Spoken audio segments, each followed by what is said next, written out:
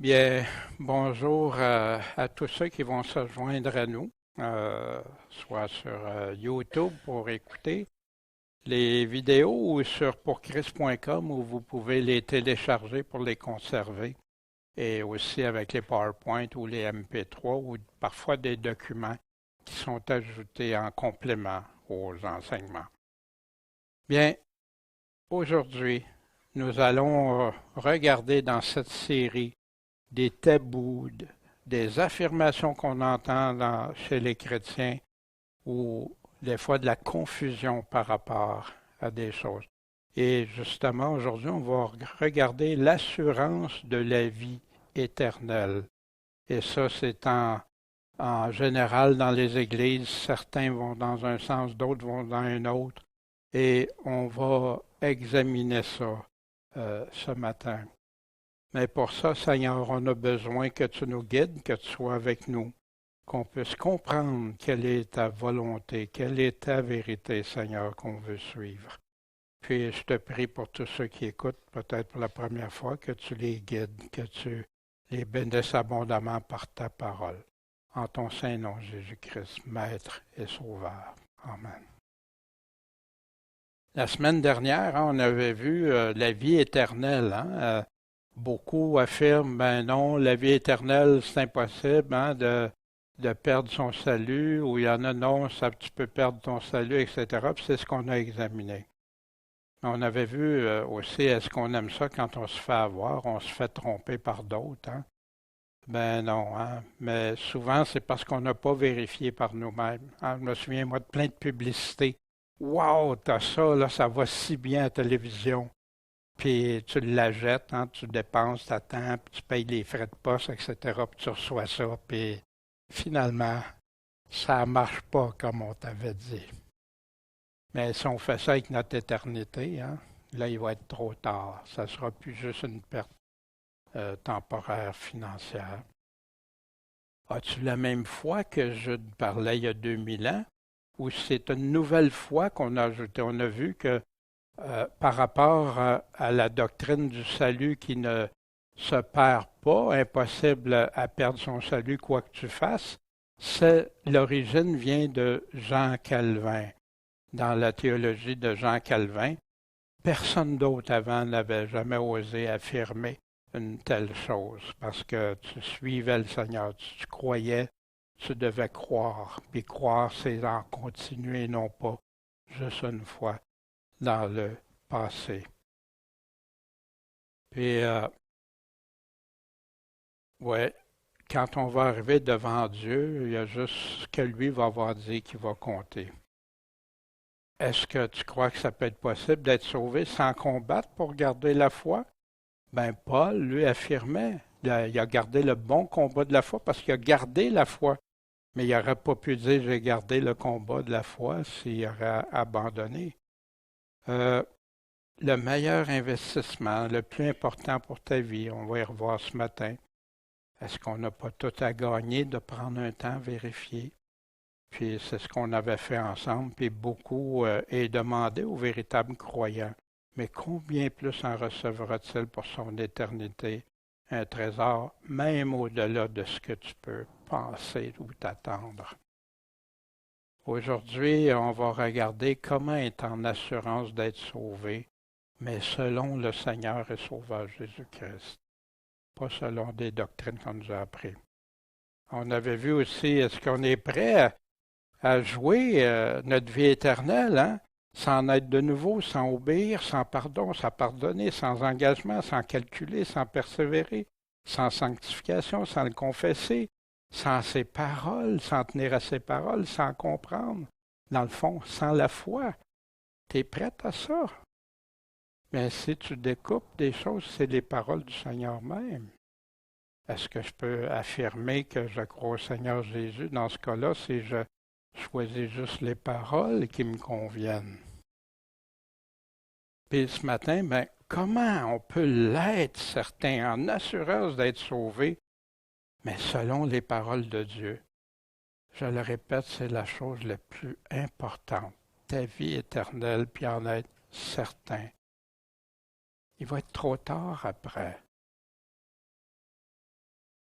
Il y en a qui sont pleins d'assurance. Hein, on leur a enseigné à être pleins d'assurance avant même de comprendre l'Évangile, avant même de comprendre de quoi ils en retournaient. Puis on leur dit, ben là, si tu n'as pas l'assurance, tu vas être perdu. Non, non, le Seigneur dit, ben, on va être perdu si on ne fait pas ce qu'il nous demande dans son Évangile. Si on ne le croit pas à ses paroles, ce qu'il nous a enseigné, ce qu'il nous a dit. Il y en a certains qui sont toujours inquiets. Ah, je suis sauvé, je vais être sauvé. Ah, ben aujourd'hui, je suis sauvé comme hier ou ça joue au yo-yo. C'est pas ça que Dieu nous demande. Dieu nous demande, oui, la parole nous parle d'être en assurance. Mais comment être en assurance? C'est ça la grande question. Il y en a d'autres qui souhaitent, hein, ils font comme quelqu'un qui se ferme les yeux, puis s'en va en auto, puis il y a deux colonnes, puis il espère que l'auto va passer, il se ferme les yeux. Tu sais. Il y en a qui font ça pour leur salut. Mais non, Dieu veut qu'on soit en assurance.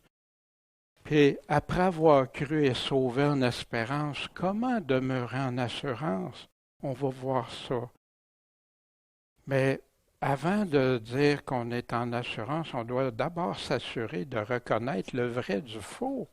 Parce qu'il y a tellement, va dans une dénomination, une religion ou autre, un va te dire une affaire, l'autre te dit un autre, l'autre te dit un autre.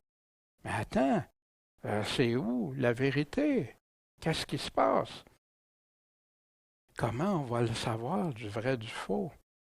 Si quelqu'un arrive au magasin avec un 20 $, puis il achète quelque chose, mais le caissier ou la caissière prend le billet, elle regarde, il est imprimé juste sur un côté. Ça va-tu fonctionner? Bien, c'est la même chose, sans apprendre des paroles partielles du Seigneur, apprendre des parties, juste un côté de ses paroles, juste dans les lettres qui nous sont écrites, prendre juste une partie des lettres. Mais ce qu'ils ne réalisent pas des fois, tu peux-tu avoir une alliance partielle, le Nouveau Testament, la Nouvelle Alliance. Vous savez ce que c'est une alliance, hein? C'est que les deux côtés doivent s'entendre, s'engager, prendre des choses pour que l'alliance soit valide. Et on va regarder ça. Beaucoup aujourd'hui, malheureusement, ont été enseignés à vouloir un sauveur, mais sans que le Seigneur. Non, non, ils disent tout, Seigneur. Jamais ils diront ça comme ça, mais sans la seigneurie de Christ sur toi. Sans que lui règne. Quand tu te convertis, tu lui remets, tu lui. Ma vie t'appartient, Seigneur. C'est toi le chef, c'est toi le boss de ma vie maintenant. Puis quand on sera devant Dieu, si on n'a pas ce qui est la façon qu'il nous dit, quelle valeur ça va avoir? Un billet imprimé à un côté, un demi-Jésus, une partie de ce qu'il nous dit, mais pas le reste.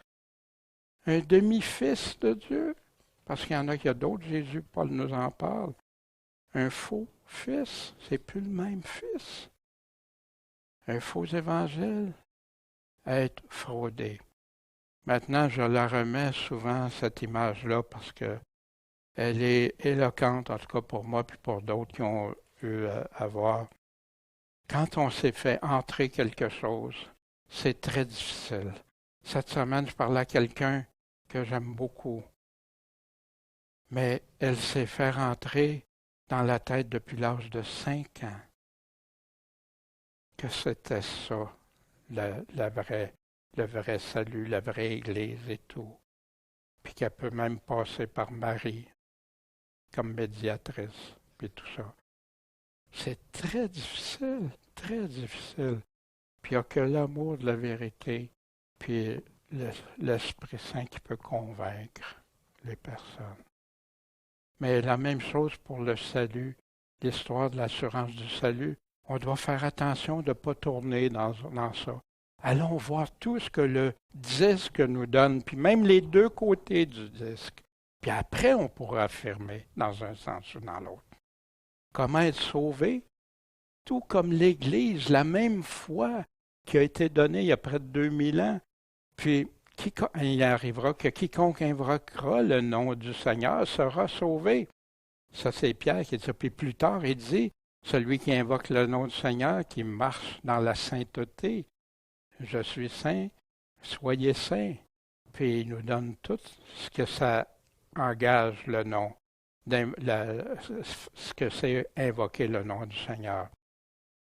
Mais quand, le tout début de l'Église, quand Pierre est arrivé, on en a déjà parlé, hein, Pierre, on demande, les hommes se réunissent, des milliers qui sortaient de Jérusalem, puis qui entendaient parler dans leur propre langue.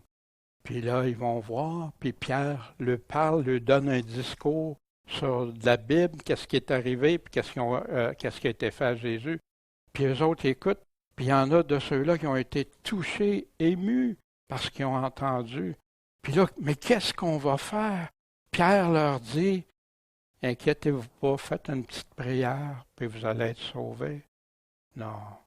Repentez-vous et que chacun de vous soit baptisé au nom de Jésus-Christ pour la rémission de ses péchés, puis vous recevrez le don du Saint-Esprit. Puis il parle de la promesse qui avait été faite. Puis Pierre ne s'est pas arrêté là, il a conjuré par plusieurs autres discours. D'où venaient ces discours, vous pensez? Des enseignements de Jésus-Christ, parce que Jésus dit, enseignez-leur ce que je vous ai commandé. Et sauvez-vous de cette race perverse.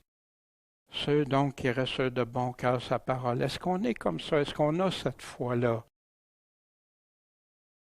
Furent baptisés en ce jour-là, 3000 âmes furent ajoutées aux disciples. Pour marquer, ce n'est pas écrit des sauvés, aux disciples, parce que pour être sauvé, on avait déjà regardé ça, il faut être disciple.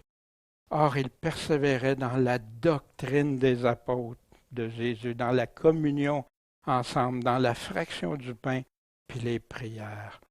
Puis ils louaient Dieu, étant agréable à tout le peuple. Le Seigneur ajoutait tous les jours à l'Église des gens qui étaient sauvés.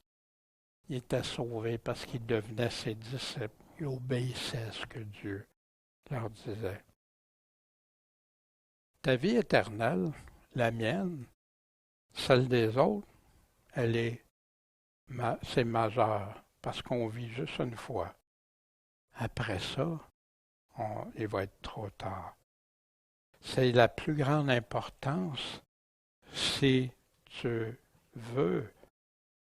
Mais il y en a d'autres qui font comme si ça vaut rien pour eux. Puis pourtant, c'est la moins examinée, la vie éternelle, dans les églises. Pas juste dans le monde, dans les églises. Le moins de temps investi. Ils vont étudier toutes sortes d'autres sujets, écouter toutes sortes d'émissions, toutes sortes de YouTube, toutes sortes de choses, mais ils n'investiront pas le temps pour eux-mêmes aller chercher pour leur propre salut. Combien de temps as-tu consacré à étudier et à comprendre ce qui regarde ton propre salut? Te fies-tu sur ce que d'autres t'ont dit, comment c'était, comment tu pouvais être sauvé? Ou des bouts de phrases? Ou un billet imprimé juste sur un côté?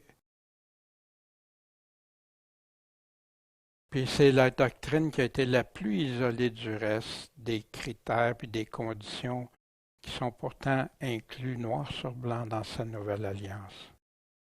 Une alliance qui prend un engagement des deux côtés, des promesses des deux côtés. Quand tu te convertis, oui Seigneur, je vais te suivre, je veux que tu deviennes mon maître, je m'engage à te suivre, je m'engage à t'écouter. Puis des conditions pour les deux parties, parce qu'il y a des conditions. Trouver un contrat, une alliance sans condition.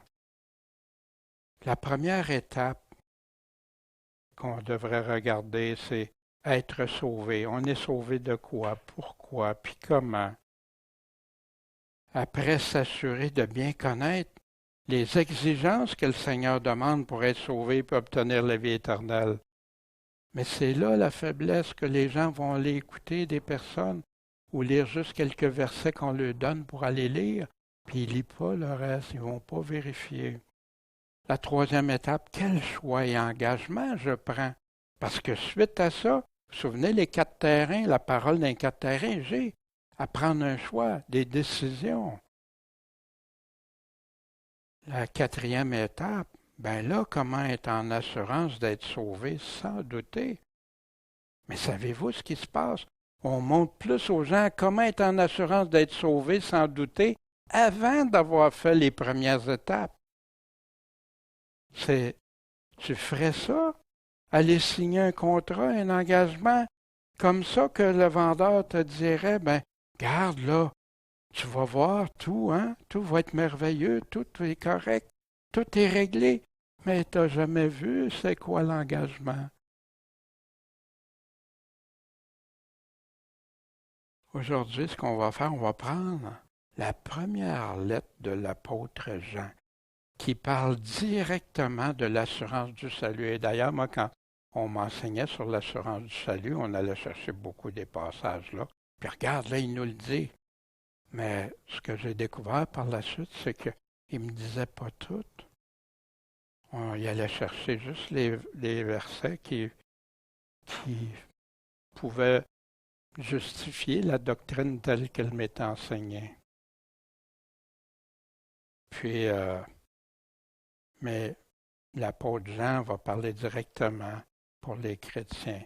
Puis aussi des conditions que le Seigneur a déterminées. Ah, c'est impossible, il n'y a pas de conditions. Mais l'apôtre Jean nous donne des conditions. Jésus nous a donné des conditions. Quand même, qui que ce soit crierait que c'est sans aucune condition. Pensez juste à se repentir, à se convertir, à l'écouter, à bâtir sur le roc et tout. L'apôtre va décrire le vrai et le faux chrétien. Il va nous montrer qui peut être en assurance, puis celui qui ne peut pas être en assurance du salut. Vous vous souvenez, on avait vu, hein, la semaine dernière, moi je leur donne la vie éternelle, puis ils périront jamais, puis, hein, ben oui, c'est vrai, une assurance, mais ça vient avec, ils vont faire quoi? Ils entendent ma voix, ils me suivent, je les connais, ils me suivent, mais il y en a qui découpent ça, puis qui affirment que il t'arrivera jamais rien, mais remarquez que les brebis font quoi? Ils entendent sa voix. Ils n'ont pas juste entendu sa voix, ils entendent sa voix. Puis ils ne l'ont pas juste suivi au début, le suivent également. Mais on doit faire attention aussi, parce que vous savez que le salut peut être annoncé même par des faux ouvriers. Hein? Quelques-uns, il est vrai, prêchent Christ par envie et dispute. D'autres avec bienveillance pour le bien, puis ils font attention. Puis il y en a d'autres qui annoncent Christ dans un esprit de dispute et non purement. Pensez-vous que c'est bien si tu ne le fais pas purement? Puis purement, c'est-tu pour obtenir des gains? C'est-tu pour vouloir contrôler quelqu'un? C'est-tu pour vouloir faire de l'argent avec ça? C'est-tu pour? Non. On reçoit gratuitement, on donne gratuitement. On ne mérite pas plus que les autres, on n'est pas meilleur que les autres, on partage avec les autres ce que Dieu a dit. Mais purement selon la doctrine de Christ. Paul qui parle aux Romains, chapitre 16, prenez garde à ceux qui causent des divisions et des scandales contre quoi? La doctrine que vous avez apprise il y a 2000 ans, la foi d'il y a 2000 ans. Et vous éloignez d'eux, parce que de tels gens ne servent pas notre Seigneur Jésus-Christ, mais ils servent leur propre ventre et par des paroles douces et flatteuses, ils séduisent le cœur des simples. Ceux qui ne veulent pas vérifier, ceux qui croient n'importe quoi sans valider. Le Seigneur nous dit de valider. On va voir l'apôtre Jean ce qu'il nous dit à ce sujet-là d'ailleurs. Même par des démons, l'Évangile. Les démons sortaient de plusieurs criant et disant « Tu es le Christ, le Fils de Dieu. » Y croyais-tu? Y confessais-tu Jésus? Ça venait de qui?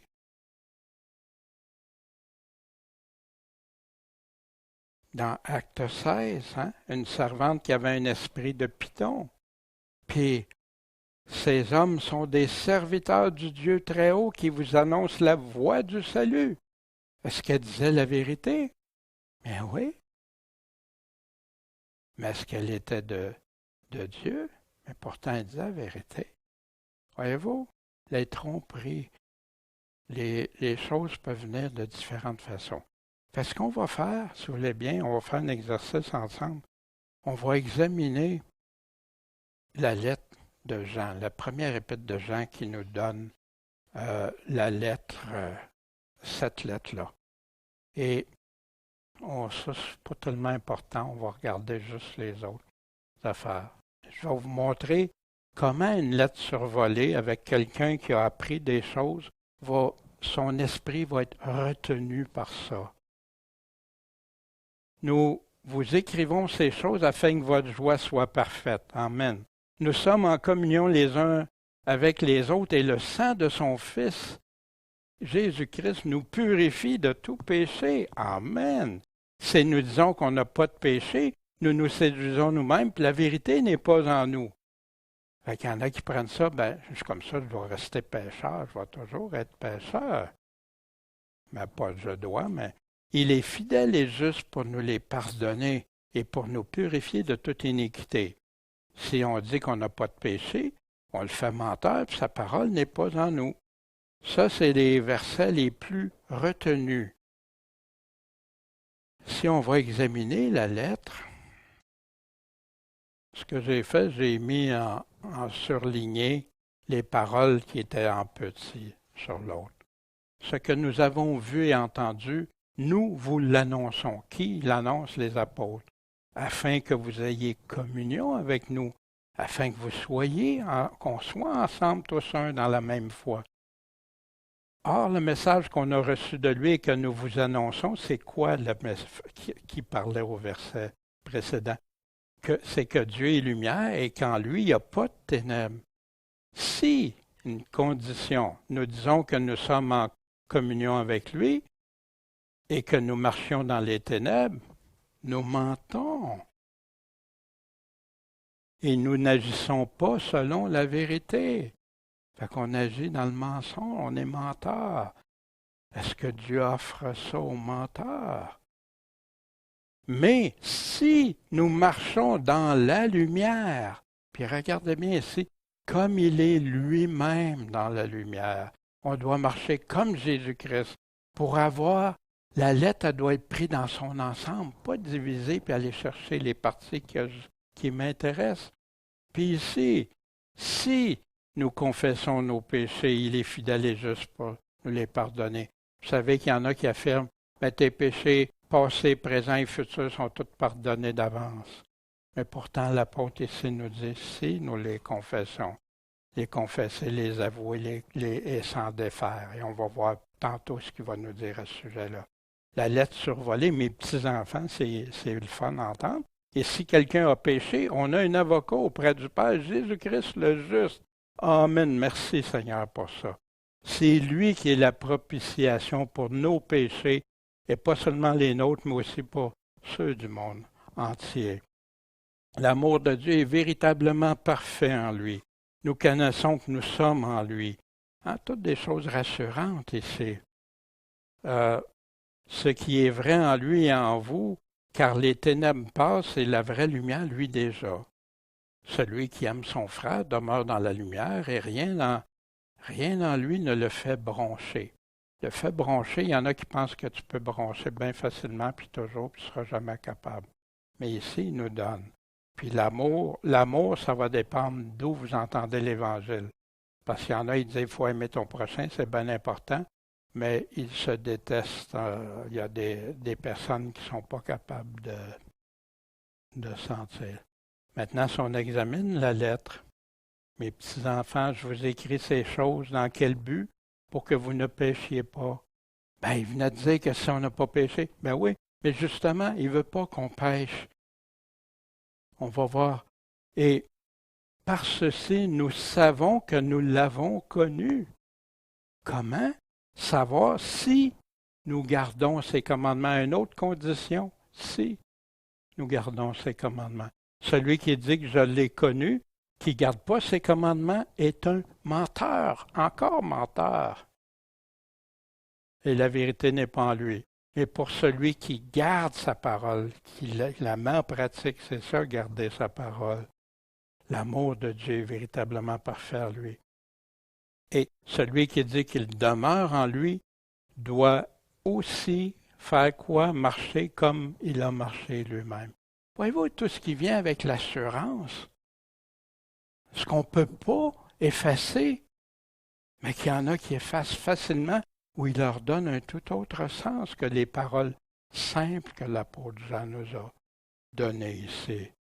Celui qui dit qu'il est dans la lumière puis qui est son frère est encore à présent dans les ténèbres. Comment tu peux dire que tu es dans la lumière? C'est ça. Et on continue, hein? On découpe. Il y en a qui doivent découper beaucoup de choses. C'est pour ça que sauter d'un verset à l'autre dans des lettres puis aller un peu partout, c'est dangereux. Dangereux, il y en a qui sont experts dans ça. Celui qui a son frère dans les ténèbres. Oh, excusez. Petits enfants, je vous écris parce que vos péchés vous sont pardonnés à cause de son nom. Oui, merci Seigneur, parce qu'on serait perdu. Père, je vous écris parce que vous avez connu celui qui est dès le commencement.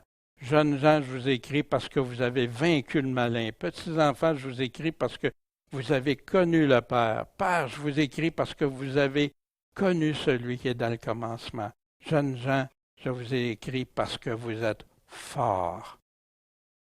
Vous avez vaincu le malin. N'aimez pas le monde ni les choses dans le monde. Et le monde passe et sa convoitise. Hein? Mais demeure éternellement, il y en a qui sautent. Qu'est-ce qui est écrit juste avant qu'on va le voir? Mais quand tu examines tout le contexte, c'est ça, examiner le contexte, d'aller voir. Celui qui a son frère est dans les ténèbres et marche dans les ténèbres. Hein? Il martèle ça, il répète ça. Puis il y en a qui disent à des gens qui sont sauvés, même s'ils n'ont pas pardonné aux autres. Jésus ne dit pas ça, non. Tu vas être pardonné comme tu vas pardonner aux autres. Il ne sait où il va parce que les ténèbres ont aveuglé ses yeux. Non, non, je vois, non, tu es aveugle, c'est ça.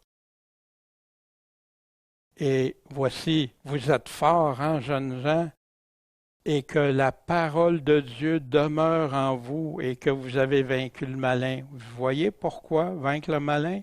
Parce que c'est la parole de Dieu qui va demeurer, qui va être là, qui va te gérer, qui va te faire bouger pour Dieu, qui va te faire agir selon Dieu. Si quelqu'un aime le monde, l'amour du Père n'est pas en lui. Il y a beaucoup de chrétiens qui marchent dans le monde. Est-ce que c'est ça que le salut? Paul nous dit que si on marche selon la chair, on est ennemi de Dieu. Selon les convoitises de la chair. Ouais. La convoitise des yeux, de l'orgueil, de la vie, ça ne vient pas du Père, mais du monde. Combien de chrétiens vivent dans l'orgueil, puis supérieurs aux autres, ou plus importants que d'autres, tout ça. Le monde passe sa convoitise, mais celui qui fait la volonté de Dieu, lui demeure éternellement. Voyez-vous la différence? Mais ceux qui veulent voir juste qui ont l'éternité sans rien de ça, c'est pas important tout ça. Voyez-vous le danger, le piège dans lequel les églises modernes sont rendues. On continue ici. Qui est menteur si ce n'est celui qui nie que Jésus est le Christ? C'est lui l'Antéchrist qui nie le Père et le Fils. Quiconque nie le Fils n'a pas non plus le Père. Celui qui confesse le Fils a aussi le Père. Puis c'est amen, c'est vrai. La seule chose, c'est que les gens ne saisissent pas ce que c'est nier ou confesser parfois. Mais heureusement, il va nous le dire. Et on va voir ça. Et la promesse qu'il nous a faite, c'est la vie éternelle. Hey, il me l'a promis.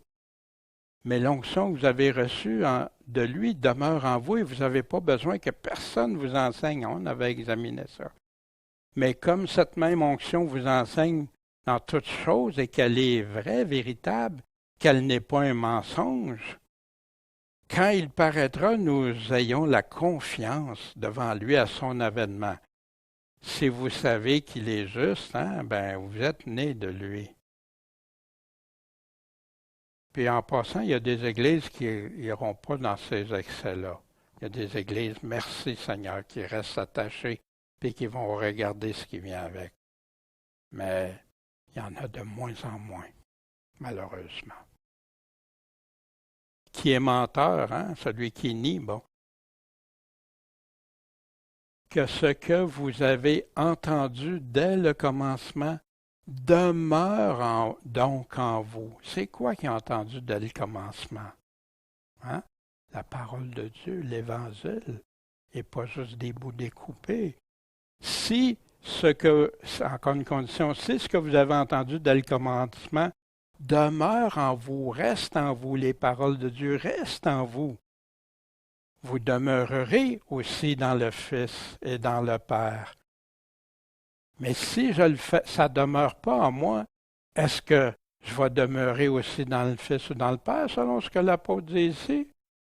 Mais non, non. Il ne se contredirait pas dans ce qu'il dit là. Il est en train de te dire comment? Puis comment tu peux nier le Seigneur? Nie ses paroles. Comment tu vas confesser le Seigneur? Tu vas vivre selon ses paroles. Je vous ai écrit ces choses au sujet de qui? Pourquoi qui écrit ça de demeurer en lui, de demeurer dans ce qu'on a entendu de ceux qui vous séduisent? Fait qu'il y en a qui vont prendre ces passages-là et vont dire, ben, regarde, ce que vous avez entendu depuis que vous venez à l'Église, là, c'est ça. Non, non. Ce que vous avez entendu dès le commencement, il y a 2000 ans, c'était quoi? C'était l'Évangile.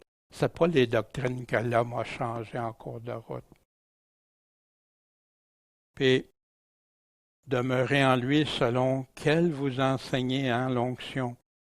Puis l'onction, c'est elle qui a donné la parole de Dieu. C'est elle qui est en train de guider l'apôtre Jean à écrire cette même onction de ce qu'il a entendu et tout. Demeurez en lui selon qu'elle vous enseignait. Maintenant donc, petits enfants, demeurez en lui. Pourquoi qu'il répète demeurez, demeurez, demeurez? Plusieurs endroits. Des mots-clés, pourquoi? Il veut que ça rentre, qu'on comprenne.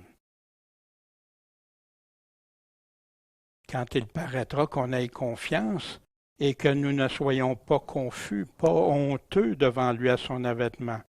Si vous savez qu'il est juste, si tu sais que Jésus-Christ est le juste, sachez que quiconque pratique la justice est né de lui. Fait que ceux qui ne pratiquent pas la justice peuvent-ils dire qu'ils sont nés de lui? Encore, continue, chapitre 3. Voyez de quel amour le Père nous a témoigné qu'on soit appelé enfants de Dieu. Oui, merci Seigneur de ton amour. Le monde ne nous connaît pas parce qu'il ne l'a pas connu. Bien-aimés, nous sommes à présent enfants de Dieu. Et ce que nous serons n'a pas été encore manifesté, mais nous savons que quand il sera manifesté, nous serons semblables à lui, parce qu'on le verra tel qu'il est. Mais en passant ça, ici, nous sommes appelés enfants de Dieu. C'est-tu sans les autres paroles qu'il a dit avant de demeurer en lui, d'obéir à ses commandements, de rester? Voyez-vous? Mais si je fais abstraction du reste, ben oui, hey, je suis en pleine assurance d'être sauvé comme ça. Mais tu as juste un billet imprimé juste sur un bas si tu penses comme ça. Or, vous savez que Jésus-Christ a paru pour ôter nos péchés, puis qu'il n'y a pas de péché en lui. On est juste comme lui-même est juste. Or, le Fils de Dieu a paru pour détruire les œuvres du diable. Quiconque est né de Dieu, puis ça se révèle les enfants de Dieu. Vous comprenez que je ne donne pas toutes les choses pour en arriver à examiner qu'est-ce qu'il y a autour.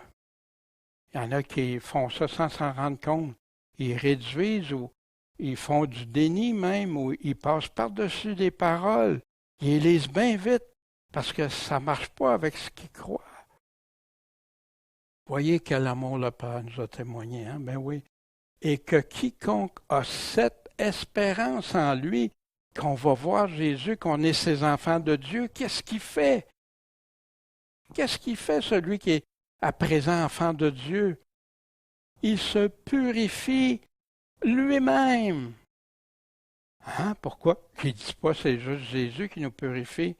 Non, parce que Jésus nous a sauvés, nous sortit du trou. Pas pour qu'on y reste, pas pour qu'on se tourne dans le bourbier. Comme lui est pur. Wow! Ça détonne avec ça. Ben moi, comme Paul dit, ben, je ne serai jamais capable, hein, je vais toujours. Mais ils ne vont pas jusqu'à la fin de ce que Paul est en train de dire. Malheureux que je suis, qui me délivrera? Jésus-Christ. Puis après, si tu vis selon la chair, tu vas être perdu. Si tu vis selon l'Esprit, tu seras avec lui. Quiconque pêche transgresse aussi la loi, car le péché est une transgression de la loi. Hein? Hein? La loi, ouais. La loi de Christ existe, elle est toujours, toujours en vigueur, comme Paul mentionne. Paul dit même les commandements de Dieu, c'est et tout. Quiconque demeure en lui ne pêche pas. Quiconque pêche l'a pas vu et l'a pas connu. Wow! Wow, attends une minute, là, il a dit, ben, si je dis que je fais pas de péché, je suis menteur. Hein? Puis là, il me dit, ben, si je pêche, wow, qu'est-ce qui se passe là? Je l'ai pas vu. Mais voici ce qu'il est en train de dire. C'est que pour l'assurance, la joie, pour un chrétien, si tu pêches, comme l'apôtre Jean dit, tu as un avocat auprès du Père. Tu as quelqu'un qui peut compatir, puis qui peut t'aider, puis qui va te pardonner. Son sang nous purifie. Quelle assurance!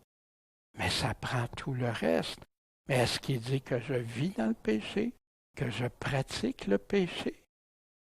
Parce que beaucoup disent, comme Charles Stanley qui affirme que tu peux vivre comme un démon puis être sauvé pareil. Si tu as fait une prière déjà, tu t'es converti. Quelle tristesse, ça vient en pleine contradiction avec l'Évangile. Quiconque demeure en lui ne pêche pas. Quiconque pêche ne l'a pas vu, ne l'a pas connu. Petits enfants, que personne ne vous séduise. Celui qui pratique la justice est juste comme lui-même est juste. Il y a plein de personnes qui sont citées comme des personnes justes, Noé, Daniel, d'autres, et dans le Nouveau Testament aussi, hein, Zacharie et tout ça. Puis, est-ce que ça veut dire qu'ils n'avaient jamais péché? Qu'ils n'ont pas chuté? Qu'ils n'ont pas fait de ça? Non. Hein? Mais ils se sont repentis, puis ont fait ce que Dieu demande.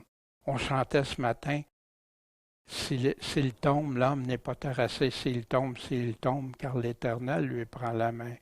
Il peut chuter, mais il revient à Dieu. Il fait comme le fils prodigue qui revient à la vie.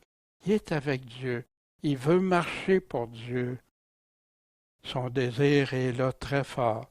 Celui qui commet le péché est du diable.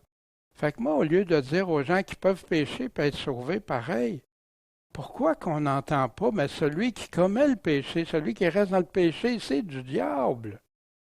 Pourquoi on n'entend pas parler? On veut rassurer des gens qui vivent dans le péché, qui vont rester des pécheurs, d'autres qui vont rester tièdes, d'autres qui vont rester dans des doctrines mélangées. Plein de choses. Puis il répète, et c'est quiconque est né de Dieu, hein, tantôt on l'avait vu, ne commet pas le péché parce que la semence de Dieu demeure en lui. C'est quoi la semence de Dieu? La parole de Dieu demeure en lui. Comme aux jeunes, vous êtes forts parce que la parole demeure en vous. Comme Jésus, comment il a répondu aux attaques du malin? Il est écrit par sa parole. Et il ne peut pécher parce qu'il est né de Dieu. Encore là, ça veut-tu dire qu'il ne fera jamais de péché? Non, je pense que tous les chrétiens savent qu'ils ont chuté en quelque part, puis que ça peut arriver. Mais c'est occasionnel et ce n'est pas un style de vie. Puis d'ailleurs, un vrai chrétien, quand il a péché, il se sent tellement malheureux de ça, tellement triste, qu'il veut avoir le pardon du Seigneur. Puis il va voir son avocat, puis il lui confesse, il lui parle, il avoue. Puis Seigneur, aide-moi. Puis je prends un choix déterminé. Hein, quand Jésus dit, coupe ta main, arrache ton œil, hein, on sait bien que c'est symbolique, au lieu de perdre ton âme. Fait qu'on a quelque chose à faire, malgré ce qu'on entend souvent. Puis, c'est en cela que se révèlent les enfants de Dieu et les enfants du diable. Fait que tu veux savoir c'est qui un vrai chrétien et un faux chrétien? Alors regarde, le vrai chrétien va vivre selon le Seigneur, va vivre selon sa parole, puis tout ça. Puis s'il a péché, il se dépêche d'aller le confesser au Seigneur. Mais l'autre, ça révèle les enfants du diable. Quiconque ne pratique pas la justice de Dieu, selon Dieu, pratiquer, mettre en pratique en Jésus, bâtir sur le roc, hein, tout ça, n'aime pas son frère, n'est pas de Dieu. On avait vu comme Jean Calvin, moi ça m'avait... J'étais à terre quand j'avais appris qu'il avait participé à la mort, faire brûler des gens parce que c'était des hérétiques à ses yeux. Wow! Ici, au chapitre 3, très rapidement, le message qu'on a entendu dès le commencement, c'est que nous nous aimions les uns les autres. Ne faisons pas comme Caïn qui était du malin puis a tué son frère. Puis pourquoi il l'a tué? Parce que ses œuvres étaient mauvaises. Frères, ne vous étonnez pas si le monde vous hait. Quand nous aimons nos frères, nous connaissons que nous sommes passés de la mort à la vie. Nous avons connu la charité en ce qu'il a donné sa vie pour nous. Nous connaissons que nous sommes de la vérité, que nous assurons nos cœurs devant lui. Car si notre cœur nous condamne, Dieu est plus grand que notre cœur. Ah, ça on l'entend, hein, oui. Et il connaît toutes choses. Bien-aimés, si notre cœur ne nous condamne pas, nous avons de l'assurance devant Dieu. Et quoi que nous demandions, nous le recevons de lui. Mais quand on examine, tout est vrai, il n'y a jamais rien de faux, c'est tout vrai ce qui est dit là. Mais ça vient, il y a des choses qui viennent avec ça. Et souvenez-vous, il a identifié dès le départ qui étaient des vrais chrétiens ou pas, puis il continue. Là, il parle aux vrais chrétiens. Mais celui qui ne fait pas, il n'est pas un vrai chrétien. Puis ici, les œuvres de Caïn étaient mauvaises, mais celles de son frère Abel étaient justes. Hein? Ceux qui veulent dire que c'est impossible d'être juste et puis de faire des choses justes. Quand celui qui n'aime pas son frère demeure dans la mort, le pardon essentiel, d'aimer notre prochain essentiel. Quiconque est son frère est un meurtrier. Fait que tu n'es pas obligé d'aller tuer, hein? Tu le fais dans ton cœur, comme l'adultère peut se faire dans son cœur. Vous savez qu'aucun meurtrier n'a la vie éternelle demeurant en lui. Fait que moi, quand j'ai appris que des hommes, des leaders protestants ont fait massacrer du monde, je peux-tu croire qu'ils ont la vie éternelle en eux? Puis pourquoi je me fierais sur eux autres qui ont amené des doctrines dans les églises? Voici, il a donné sa vie pour nous, mais nous aussi, nous devons donner notre vie pour nos frères. Puis là, il donne un aspect bien pratique. Or, celui qui aurait des biens dans ce monde, qui voit son frère dans le besoin, est-ce qu'il peut y fermer les entrailles? Comment l'amour de Dieu demeurerait-il en lui? Mes petits-enfants n'aimons pas de parole ni de la langue, mais en action et en vérité. Car c'est en cela qu'on connaît qu'on est de la vérité. Parce que quand on demande, parce que nous gardons ses commandements et que nous faisons ce qui lui est agréable. C'est pour ça qu'on peut recevoir de lui. Vous, quand tout est là, ça change-tu que d'avoir juste des parties?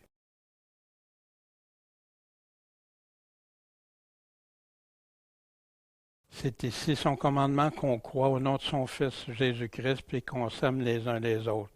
Amen. D'aimer Dieu de tout son cœur, son âme, son prochain comme soi-même. Amen. Fait que si tu aimes les autres, plus tu demeures en Dieu, puis Dieu en lui. Nous connaissons qu'il demeure en nous par l'Esprit qu'il nous a donné. Fait que là, il parle plusieurs faux prophètes sont venus dans le monde, reconnaissez l'Esprit de Dieu. Tout esprit qui confesse Jésus-Christ venu en chair est de Dieu, puis tout esprit qui ne confesse pas Jésus-Christ venu en chair n'est pas de Dieu. Or, c'est là celui de l'Antéchrist que vous avez entendu dire qu'il vient, qui est déjà à présent dans le monde. Vous, petits-enfants, vous êtes de Dieu, et vous les avez vaincus parce que celui qui est en vous est plus grand que celui qui est dans le monde. Eux, ils sont du monde, c'est pourquoi ils parlent suivant le monde, et le monde les écoute. Nous, nous sommes de Dieu. Mais pourquoi ils parlent de ça? Puis moi, j'avais beaucoup de difficultés une période à comprendre. Ben, s'il confesse Jésus, ça veut dire qu'il est correct, même s'il n'y a pas le bon enseignement, il n'y a pas le bon évangile, il n'y a pas la bonne doctrine. Mais c'est pas ça. Parce que tout le reste est rattaché à ça. Confesser Jésus-Christ, c'est rester dans sa vérité, garder ses commandements, rester dans la lumière, marcher dans la vérité, pas être menteur, hein, etc. Tout ça vient avec. Puis ici, bien-aimés, aimons-nous les uns les autres, puis la charité, car la charité vient de Dieu, et quiconque aime est né de Dieu et connaît Dieu, car Dieu est amour. Fait que beaucoup s'arrêtent à ça, puis j'aime, on s'aime tout le monde, puis tu as ça dans plein d'églises, plein de dénominations, mais ils se parlent les uns contre les autres. Quand il y a quelqu'un qui n'est pas comme eux autres ou qui ne pense pas comme eux autres, c'est des attaques, puis de la méchanceté. Plein d'affaires comme ça. Voici qu'on s'aime comme il nous l'a commandé, son commandement de s'aimer, de croire en lui. C'est quoi croire en lui? On va regarder ça. Celui qui garde ses commandements demeure en Dieu et Dieu en lui. Si tu ne gardes pas ses commandements, tu n'es pas en lui. Pourquoi tu annonces que c'est du légalisme, écouter les commandements de Jésus? Bien-aimés, ne croyez pas à tout esprit, mais éprouvez les esprits pour voir si ça vient de Dieu. Écoute pas n'importe qui dit n'importe quoi. Puis je suis le premier à dire ça pour moi-même. Checkez ce que Dieu dit. Regardez ce que Dieu dit. C'est lui qui a raison. Puis moi, je ne veux que répéter ce que lui dit. Parce qu'il y a plusieurs faux prophètes dans le monde. Hein? Puis celui qui connaît Dieu, qu'est-ce qu'il fait? Nous écoute. Écoute qui? Les prédicateurs, les pasteurs, les dénominations. Non, écoute Dieu, écoute les apôtres qui nous ont laissé tout par écrit. Puis là, si les pasteurs, les prédicateurs, tout ça disent exactement ça, Amen, Amen. C'est comme ça qu'on connaît l'esprit de vérité et l'esprit d'erreur. Puis ça, quand j'ai mis ça en pratique, j'ai dit, wow! Hey, juste la Bible qui répond, plus de théologie, plus d'idées préconçues, plus de ça. Wow, ça change tout. Amen. Je vois plus juste un côté du dollar. Celui qui n'aime pas n'a pas connu Dieu. Qu'on croit en la foi, le repentir, en la confiance en qui il est, ce qu'il dit, puis il va faire. Croire qui est Jésus, la foi au Fils de Dieu, le repentir, choisir la vie selon Dieu, abandonner ses péchés, obéir, se faire baptiser, l'écouter, le suivre, obéir à ses commandements, marcher en lui. La persévérance, Dieu en premier, prendre sa croix, porter du fruit, demeurer en lui. Toutes les choses que l'apôtre Jean nous parle. La vraie foi. Mais si j'enlève une partie, c'est ça qui est égal de croire au nom du Fils de Dieu. certains vont pleurer et grinceront des dents. C'est pas tous ceux qui me disent Seigneur, Seigneur. Ils bâtissent sur le sable. Ils bâtissent c'est un château de cartes qui va partir. Tu veux l'assurance? Oui, on a l'assurance. On va regarder ce qu'il nous dit, puis on va avoir la pleine assurance. Bâtir sur le sable.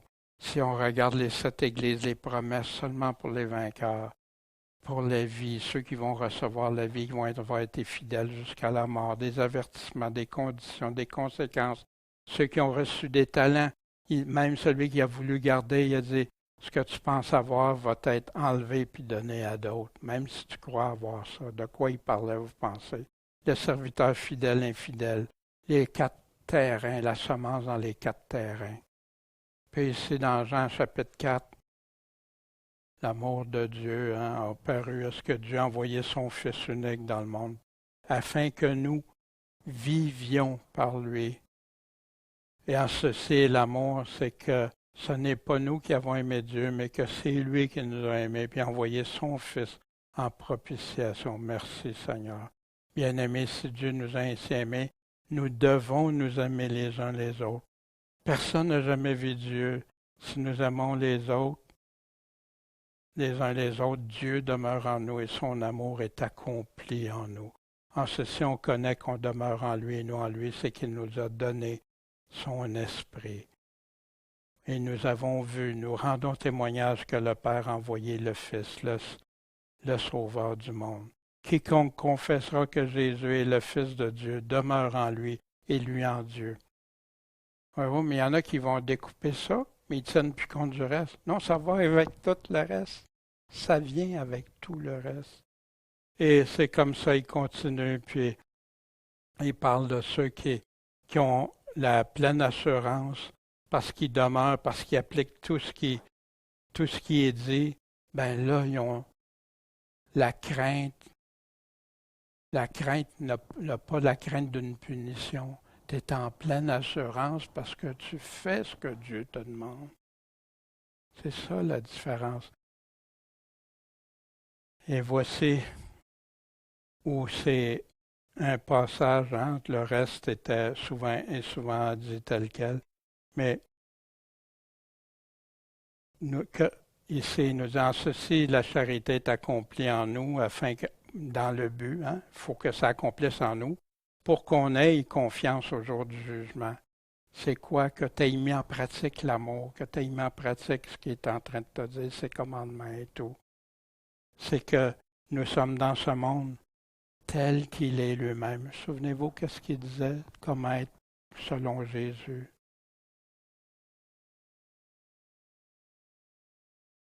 Pour nous, nous l'aimons parce qu'il nous a aimé le premier. Celui qui n'aime pas son frère, comment peut-il aimer celui qui ne voit pas?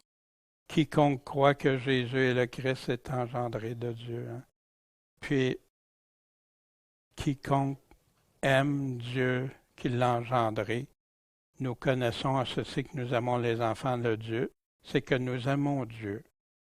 Parce que tout ce qui est né de Dieu est victorieux dans le monde. La victoire qui a vaincu le monde, c'est notre foi. Qui est celui qui est victorieux du monde, sinon celui qui croit que Jésus est le Fils de Dieu?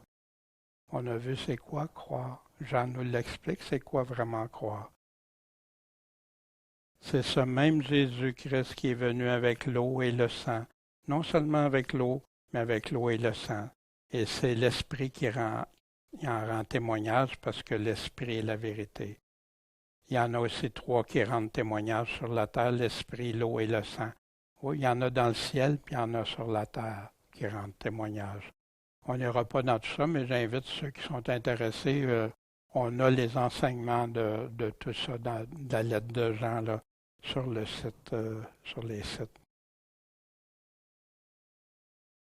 Ces 3-là se rapportent à une seule chose. Quand on examine, si quelqu'un dit j'aime Dieu puis qu'il haïsse son frère, encore c'est un menteur. Car si tu ne peux pas aimer ton frère, comment tu peux aimer Dieu que tu ne vois pas? Et nous tenons ce commandement de lui, que celui qui aime Dieu aime aussi son frère. Pour ça, Jésus, quand il parlait, de l'aimer Dieu de tout son cœur, ses forces et tout ça, et son prochain comme soi-même, qui est celui qui est semblable, qui vient avec. Nous connaissons que nous aimons les enfants de Dieu. Comment? Et que nous gardons ses commandements. C'est drôle, hein? Il répète ça souvent, garder ses commandements. Répète, répète. Demeurer, ceci est l'amour de Dieu. C'est quoi l'amour de Dieu?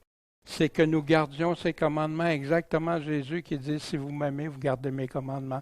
Celui qui ne m'aime pas, garde pas mes commandements.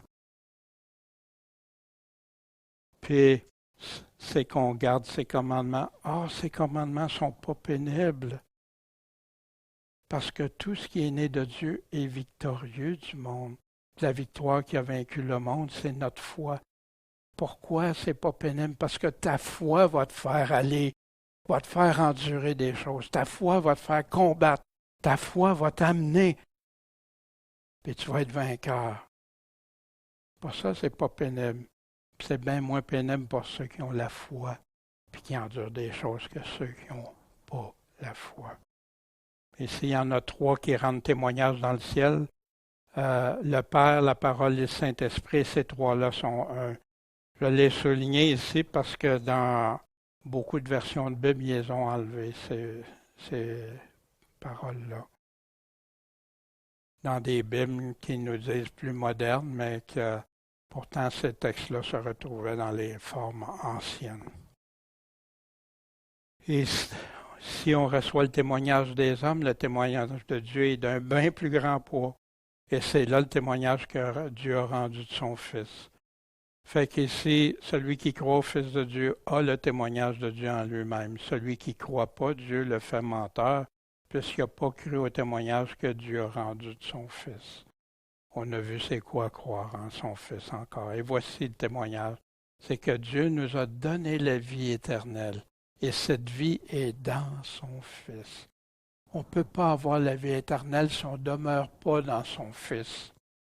C'est juste lui qui va nous accorder. Puis il y en a qui oublient qu'il y en a qui vont avoir à répondre au Seigneur Jésus-Christ.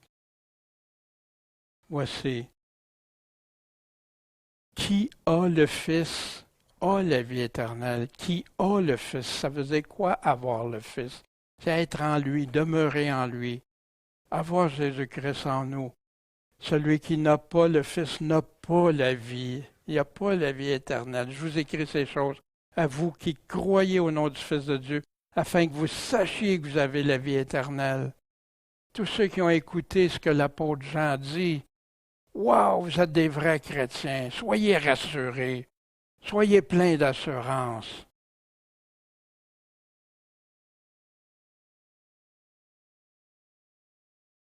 Puis, et la confiance qu'on a en lui, c'est que si on demande quelque chose selon sa volonté, il nous exauce. Et si nous savons qu'il nous exauce, quoi que ce soit que nous demandions, nous savons que nous avons de lui les choses que nous avons demandées. Puis toute iniquité est péché, mais il est un péché qui ne mène pas à la mort. Hein? On va voir pourquoi il nous dit ça. Et si quelqu'un voit son frère pécher d'un péché qui ne mène pas à la mort, il priera et Dieu lui accordera la vie.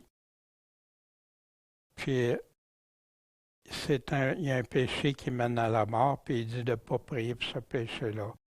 Moi, ça m'a tracassé longtemps, jusqu'à temps qu'il y a un péché qui conduit à la mort, que Jésus dit qu'il n'y a plus rien à faire, c'est le blasphème contre le Saint-Esprit.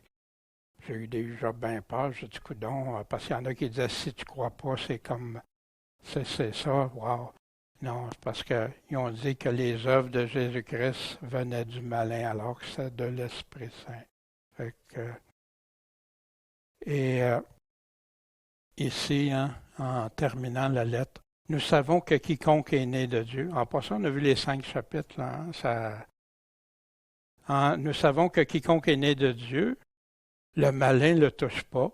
Nous savons que nous sommes de Dieu, que le monde entier est plongé dans le mal. Nous savons que le Fils de Dieu est venu. Il nous a donné l'intelligence pour connaître le véritable. Et nous sommes en ce véritable, en son Fils Jésus-Christ. C'est lui qui est le Dieu véritable et la vie éternelle. Et si on examine plus attentivement, on voit aussi quiconque est né de Dieu, il revient avec quelque chose, ne pêche pas. Si tu chutes, ça presse, il faut demander à Dieu pardon. Mais celui qui est né de Dieu, qu'est-ce qu'il fait? Il se conserve lui-même. Se conserve de quoi? Il ne vit pas dans le péché, il ne va pas dans le péché.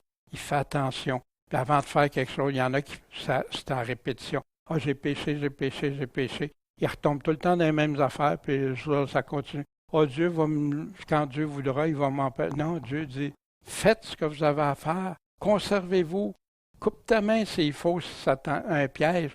Prends ça en main. Engage-toi devant le Seigneur, puis là, il va t'aider. Et pas, moi, regarde, je suis pas capable, là. C'est pas ça qu'il nous dit. Celui qui est né de Dieu se conserve lui-même, il ne pêche pas, puis le malin ne le touche pas.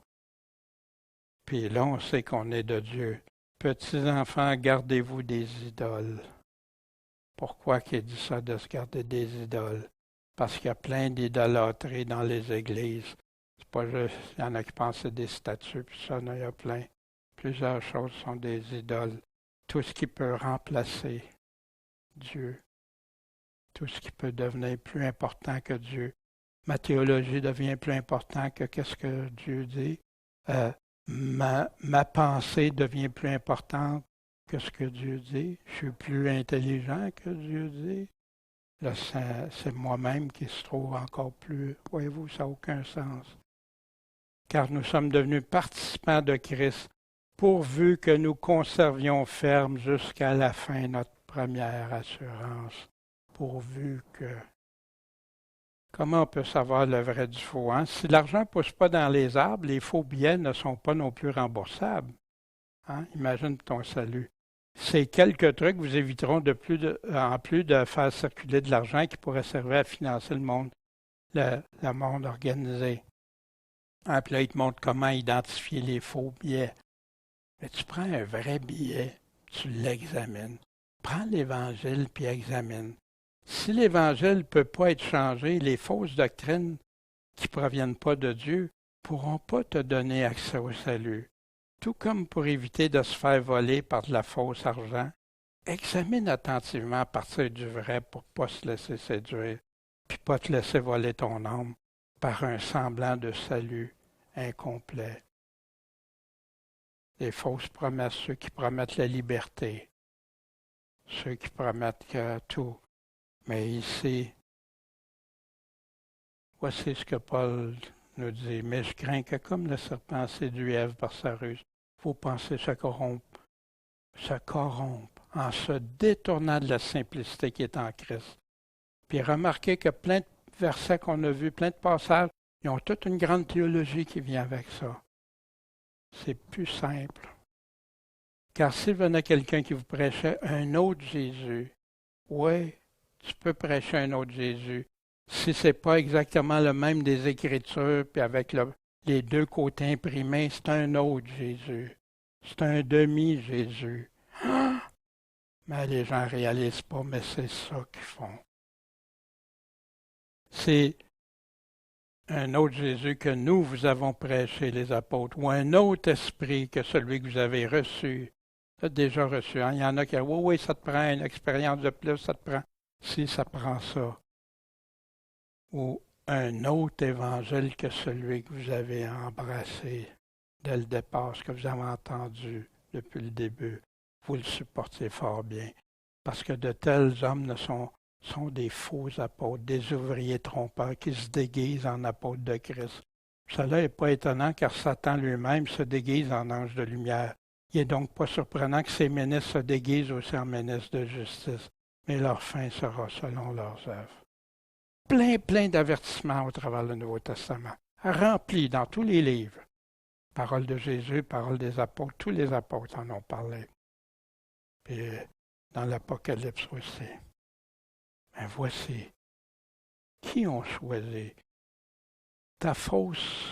ton faux salut, peut-être que tu as entendu, que maintenant tout est réglé parce que non, regarde tout ce qui vient avec l'assurance. La lettre qui est utilisée pour affirmer la sécurité éternelle. Mais qu'est-ce que tu peux enlever dans la lettre de Jean? Que peux-tu choisir? Les paroles qui te conviennent puis rejeter les autres? Nier les conditions que l'apôtre a établies clairement? Garder juste un côté? Enlever tout ça? Découper tout ça? Tout comme la nouvelle alliance est un tout, cette lettre est un tout à prendre ou à laisser. Tu ne peux pas prendre juste une partie du contrat ou de la lettre, comme plusieurs font. Oui, il y a une pleine assurance pour ceux et celles qui s'engagent dans cette alliance, des promesses, des conditions, des engagements de Dieu, puis de ceux et celles qui veulent être sauvés, qui ont les oreilles ouvertes, qui disent pas juste Seigneur, Seigneur, mais qui font la volonté du Seigneur. Merci Seigneur et Sauveur, puis je prie que s'il y en a qui écoutent puis qui ne sont pas convaincus, allez voir, prenez le temps d'aller lire la lettre, regardez-la, étudiez-la, oubliez les chapitres, les versets, lisez-la comme si l'apôtre Jean vous a écrit. L'assurance du salut, selon l'apôtre Jean, sans communion, être ensemble, communier, sans confesser nos péchés, sans obéir à ses commandements, sans aimer, sans marcher comme lui, sans pratiquer la justice, sans demeurer en lui. Imaginez demeurer en lui, ce que ça implique. Oh, je vis dans le péché, mais Dieu demeure en moi. Ah ouais. Sans se purifier soi-même comme lui-même est pur, sans respecter les conditions qui viennent. On en a vu plusieurs de gens, hein, les si, en autant que, sans avoir pleine confiance que Dieu est là, qui est capable, que lui peut nous amener à la vie éternelle et tout. Mais les gens prêchent la confiance, mais sans le reste, c'est là le problème. Sans tester si tu n'as pas été séduit. Jean est en train de parler à des chrétiens. Testez. Regardez si vous n'êtes pas séduit. Sans suivre la vérité des apôtres. Puis là, on peut avoir l'assurance de notre salut. C'est pas ça que Jean a dit, hein. Puis, que pourrais-tu supprimer dans ça, puis affirmer que tu as l'assurance du salut du Seigneur Jésus? Est-ce que tu crois le même évangile que l'apôtre Jean a rédigé? Mais tu n'as pas à jouer ta vie éternelle sur une roulette. Si tu le suis de tout ton cœur en marchant avec lui selon ses conditions, wow! Wow! Tu es en pleine assurance. Il y en a plein qui appellent et disent ah, je suis incertain, là, ma conscience m'accuse. Non, non, laissez faire ça. Dieu vous a promis que vous êtes sauvés. Ça, c'est le malin qui veut vous faire croire ça. Ah ouais? Est-ce que Jean, c'était le malin? Wow! Jean était clair, je crois. Puis là, tu es assuré de ses promesses. Découpe rien. Ta vie éternelle, ton assurance.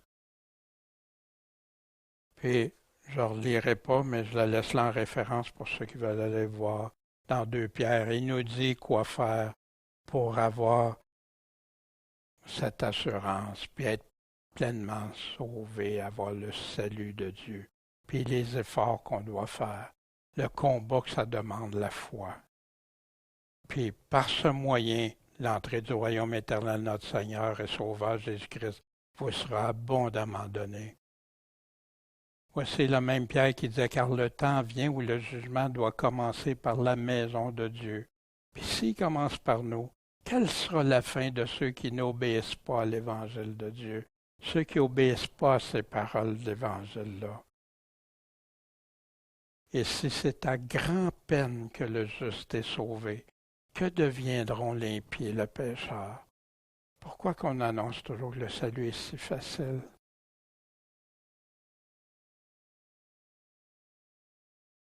La Nouvelle Alliance, l'Évangile, hein? Il y a des commandements de Jésus, des avertissements, des promesses, des conditions, des critères dans cet Évangile-là.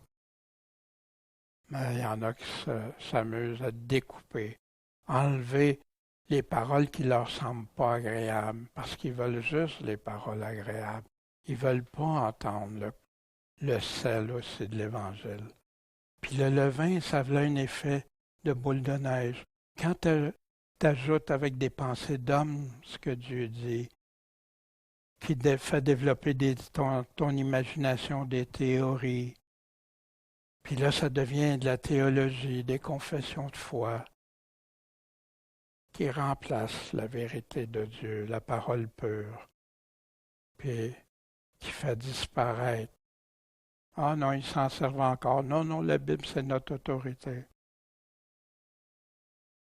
Les versets ne sont pas la représentation de tout l'ensemble. Un verset, c'est une petite partie seulement. Un chapitre, c'est une partie, puis ça divise souvent le sujet qui est en train de discuter, aborder.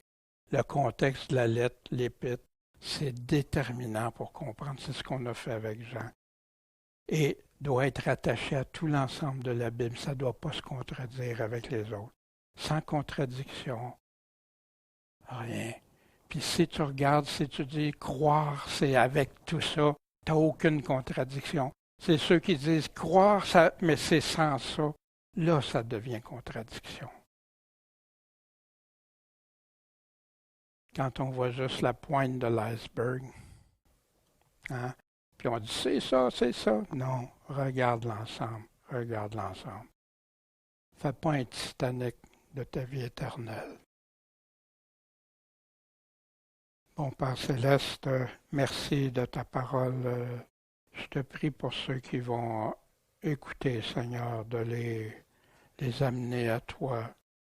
Seigneur, on prêche ce que tu nous as laissé, rien d'autre. C'est ce qu'on veut.